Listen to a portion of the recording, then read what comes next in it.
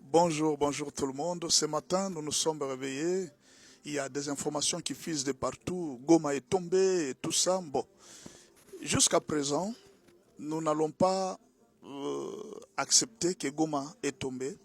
Vous connaissez le M23, la façon de communiquer. Ils vont nous montrer la ville, ils vont nous montrer l'aéroport, ils vont nous montrer tout. Jusque-là, ce sont des Congolais qui filment, qui nous montrent que voilà, les rebelles viennent d'entrer. Ils sont à Goma, c'est normal, nous pouvons croire à eux. Mais dire que la ville de Goma est tombée, jusque-là, bon, nous n'avons pas encore toute la certitude. Attendons voir, évoluons avec les informations. Ce matin, on nous disait que tous nos soldats étaient, bon, la majorité des soldats étaient déjà cantonnés à l'aéroport pour que l'aéroport ne tombe pas. Ce qui est sûr, ce que vous devez savoir, c'est que cette guerre n'est pas si facile pour la RDC comme vous le croyez. On vous a dit ça plusieurs fois.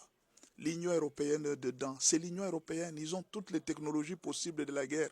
Actuellement, la guerre, c'est la technologie. Ils ont utilisé les grands mercenaires pour prendre Goma. Pourquoi?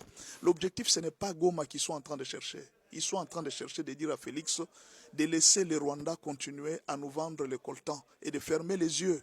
Que les Rwandais profitent du coltan. Nous, donc l'Union européenne, a déjà décidé que ce soit par le Rwanda que le coltan doit passer.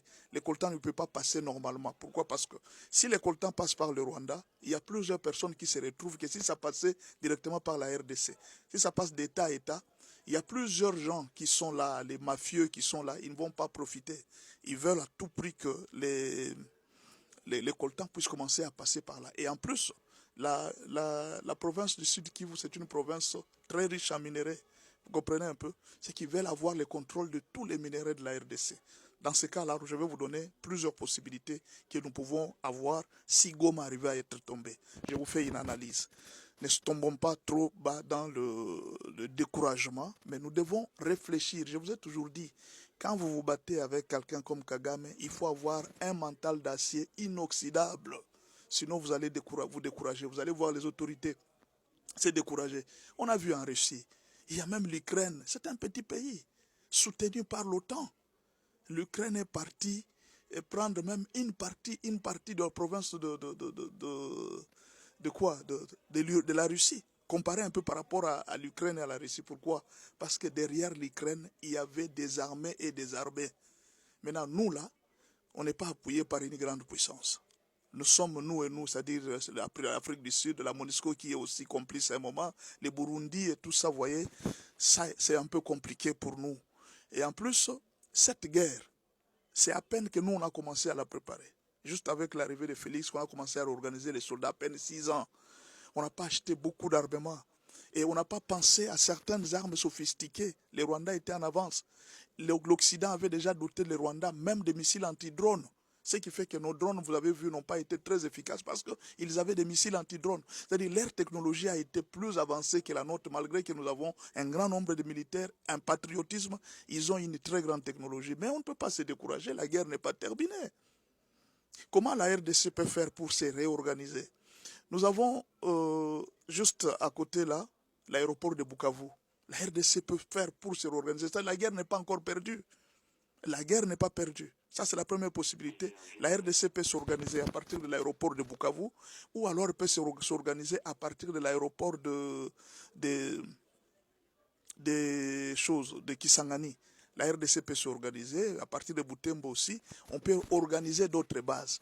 Les guerres, c'est toujours comme ça. Vous pouvez perdre, comme par exemple là, s'ils arrivaient à prendre Goma, nous allons perdre beaucoup de munitions parce que ce n'est pas facile de transporter facilement les munitions. Nous allons perdre beaucoup de munitions et ils peuvent utiliser ces mêmes munitions pour nous combattre, nous. Vous voyez la première difficulté de la prise de Goma. La deuxième difficulté, c'est que la rapidité de l'État à s'organiser, parce que les autorités peuvent être découragées pour dire, ah, c'est fini pour nous. Qu'est-ce qu'on va faire? Non, il faut prendre la rapidité à s'organiser parce que nous avons encore l'aéroport de Kavumu où nous pouvons nous organiser. La troisième chose, il faut à tout prix moraliser les troupes pour que les troupes ne se découragent pas parce qu'apparemment les M23 viennent, vous avez vu, ils ont une technique de communication un peu très avancée où ils peuvent faire peur à toute la ville. La RDC a encore l'aéroport de Kavumu pour s'organiser et commencer à lancer, à récupérer Goma à partir de là. Alors, maintenant là, il faudra utiliser une très grande technologie, des armements très sophistiqués. Malheureusement, nous ne nous sommes pas préparés à ça. Beaucoup de gens d'autorité, ils se préparaient beaucoup, peut-être parfois, ils avaient beaucoup d'argent. 1 million de dollars, quelqu'un est en train... Or, les drones kamikazes que le Rwanda a utilisés, les drones kamikazes, c'est 80 000 dollars. Avec 80 000 dollars, on pouvait acheter plusieurs drones kamikazes. Mais c'est l'argent de poche parfois d'une seule personne, là, 80 000 dollars. Vous comprenez un peu? Les autorités n'ont pas été ne sont pas préparées sérieusement. Mais ce n'est pas qu'à cela ne tienne. La guerre n'est pas terminée. Nous avons l'aéroport de Bukavu, nous avons l'aéroport de Kisangani. De Butembo, nous pouvons organiser des raids et nous pouvons reprendre encore la ville de Goma, si la Goma arrivait à tomber. Parce que jusque-là, ce n'est pas encore acquis totalement. Nous sommes en train d'attendre la confirmation. Qu'ils aient pris, qu'ils n'aient pas pris, ce n'est pas ça qui doit décourager le peuple à se battre. La troisième possibilité, c'est la décision des autorités du pays. Il y a un principe qui dit ceci. Si tu te bats avec l'ennemi, et que tu remarques que l'ennemi est plus armé que toi et qu'il est plus fort que toi, il ne reste qu'une seule possibilité, il faut négocier. Est-ce que le président Félix Tshisekedi va finalement accepter de négocier? S'il trouve que l'armée n'est pas à la hauteur par rapport à la guerre que nous avons, ça ne sert à rien de gonfler. Il faut calculer l'armement que nous avons par rapport à ce que le M23 a ou bien par rapport à ce que le Rwanda est en train de proposer. Parce que derrière le Rwanda, il y a toutes les nations occidentales, il y a l'OTAN qui est derrière. Est-ce que la RDC est-elle capable de se mettre sur cette guerre? Donc à ce moment-là, la RDC va négocier. Et négocier, ça veut dire quoi? Négocier, ça veut dire partager le pouvoir avec le M23, partager le pouvoir avec Joseph Kabila, partager le pouvoir. Négocier, ça veut dire la fin de la démocratie. Nous devons encore réorganiser d'autres élections pour voir comment est-ce que les choses vont se passer. C'est-à-dire, tout ce qui s'est passé avec Félix et les autres, tout ça est tombé. Nous serons obligés maintenant de réorganiser. Peut-être on fera encore les 1+4. Félix plus Nanga au pouvoir, en train de gérer le pouvoir, ou alors, mais à ce moment-là, si, on ne peut pas penser à ça, parce que Goma ne représente pas 50% de la RDC. Goma ne représente pas 50% de la RDC. Le Nord Kivu ne représente pas 50% de la RDC. On peut encore se battre. Nous avons vu par les 1+4 au moins, ils avaient un très grand territoire. Bemba occupait tout l'Équateur. Là, on pouvait parler de négociations, mais jusque-là, on ne peut pas se décourager pour dire que non, voilà, c'est fini, nous sommes foutus. Parce que j'ai vu beaucoup de gens, nous sommes foutus. Non, la rapidité à se réorganiser, accepter l'échec. Vous voyez les boxeurs quand ils sont sur les rings, vous les tapez aujourd'hui, ils acceptent d'abord l'échec et demain ils s'entraînent encore pour se préparer. C'est la réorganisation. Ce n'est pas le moment de mobiliser les troupes. J'ai vu des soldats même qui sont découragés. Ah, nous sommes morts, vraiment tels que nous sommes ici, nos familles et tout ça. Un soldat ne dit pas un tel langage. Un soldat, c'est le langage que tu dois tenir. Ne vous découragez pas. C'est toi le soldat qui doit dire à la population, ne vous découragez pas. S'il faut mourir, nous allons mourir. Mais si toi, soldat, déjà tu commences à dire que voilà, ça ne va pas. Si les autorités eux-mêmes commencent à dire que ça ne va pas, alors dans ce cas-là, au lieu de continuer, acceptez de négocier. Parce que si vous regardez, c'est le principe biblique. Si vous voyez que non, ça ne va pas. Les gens qui nous combattent, ils ont des armes plus fortes que nous. À ce moment-là, vous ne pouvez rien.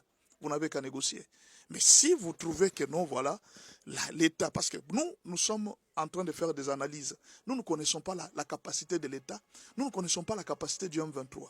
Ou soit alors, la dernière possibilité, c'est le moment de signer des accords avec Poutine, officiellement, pour se défendre. Parce que quand le pays est agressé, la RDC est autorisée à faire alliance avec n'importe quelle nation pour sa légitime défense. Alors, la RDC peut signer officiellement des accords avec Poutine pour se défendre.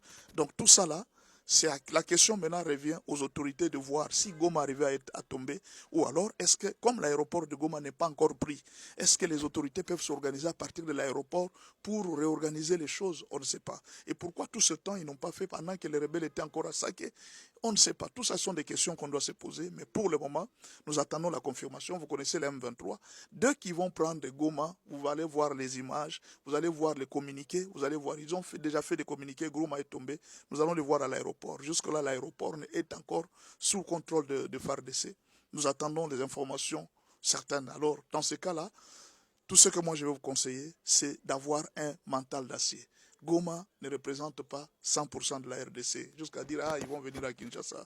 Kinshasa, c'est-à-dire, tous les gens de l'Équateur, ils vont se laisser tomber, les gens de Kisangani vont tomber, les gens, alors, il y a une dernière possibilité, s'ils voient qu'ils n'arrivent pas, ils seront obligés finalement de déclarer un autre pays. C'est là qu'il faut craindre, c'est là qu'il faut voir, peut-être qu'il faut sauver le pays. Donc voilà les analyses que je vous fais à tous ceux qui nous posent des questions. Merci beaucoup.